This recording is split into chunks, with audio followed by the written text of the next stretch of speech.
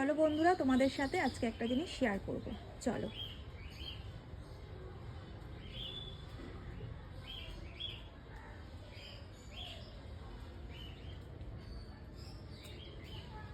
এই দেখো ঘরটা কেমন হয়েছে বলো।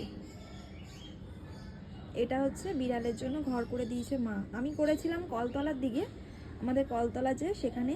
তো ওখানে কি হচ্ছে বলো তো, জল পড়ে না ভিজে যাচ্ছে। ওদের বসার ভিতরে একটা মানে কাপড় দিয়ে দিয়েছি, তো কাপড়টা না ভিজে যাচ্ছে। তো কাপড় মানে একটা প্লাস্টিক দিয়ে তার উপরে কাপড়টা দিয়েছিলাম, ইট ছিল তার উপর প্লাস্টিক, তার উপর কাপড়, কিন্তু তাও ইটের ফাঁকা দিয়ে জল গিয়ে না মানে এটা ভিজে যাচ্ছে কাপড়টা। তো সেই জন্য মা বললো ওখান থেকে ছেড়ে দে, এখানে নিয়ে আয়। এটা হচ্ছে এই যে পিছনের দিকটা বাড়ি। তো এখানেও ওরা থাকে। ছোটোবেলাটাতে কী হতো বলো তো, ছোটোবেলাটাতে কলতলাতেই থাকতো।